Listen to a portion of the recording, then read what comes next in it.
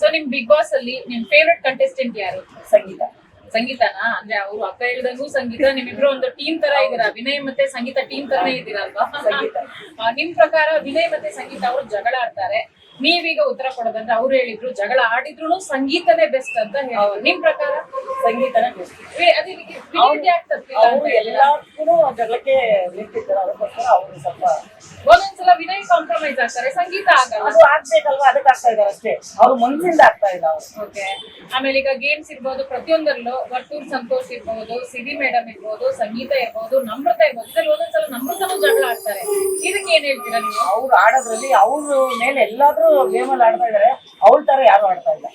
ನೀವು ಎಷ್ಟು ವರ್ಷದಿಂದ 10 ವರ್ಷದಿಂದ ನೋಡಿದೀವಿ. 10 ವರ್ಷದಿಂದ ನೋಡಿದ್ದೀರಾ? ನಿಮ್ ಫೇವ್ರೆಟ್ ಎಪಿಸೋಡ್ ಯಾವ್ದು ಇದರಲ್ಲಿ? ಯಾವ ಶೋ ನಿಮ್ಗೆ, ಎಷ್ಟೇ ಸೀಸನ್ ನಿಮ್ಗೆ ತುಂಬಾ ಇಷ್ಟವಾದ ಸೀಸನ್? ಒಂದು 5 ವರ್ಷದ ಹಿಂದೆ ಅದು ಚೆನ್ನಾಗಿದೆ.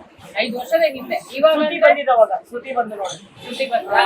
ಮತ್ತೆ ಇವಾಗ ನಿಮ್ಗೆ ಯಾವ ತರ ಇದೆ ಬಿಗ್ ಬಾಸ್ ನೋಡೋದಕ್ಕೆ? ಬರೀ ಜಗಳ ತರ ಇದೆ? ಜಗಳ ತರ ಇದೆ, ಅದೊಂದೇ ಬಿಗ್ ಬಾಸ್. ಯಾವಾಗೂ ಬಿಗ್ ಬಾಸ್ ಬರ್ಲಿ, ಸೀರಿಯಲ್ ಗಿಂತ ಬಿಗ್ ಬಾಸ್ ಇಷ್ಟ.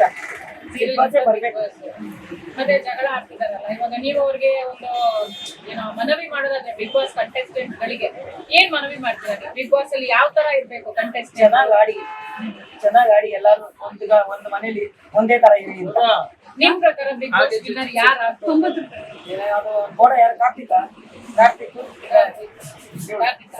ಕಾರ್ತಿಕ್ ಇಲ್ಲ ಅಂದ್ರೆ ಸಂಗೀತ. ಇಬ್ರು ವಿನ್ ಆಗಿಲ್ಲ ಅಂದ್ರೆ ನಿಮ್ಗೆ ಬೇಜಾರಾಗತ್ತಾ? ಪ್ರತಾಪ್. 3 ಇಲ್ಲ, ಒಬ್ರೇ ವಿನ್ನರ್. ಅಂದ್ರೆ ಸಂಗೀತನೇ. ಸಂಗೀತನಾ?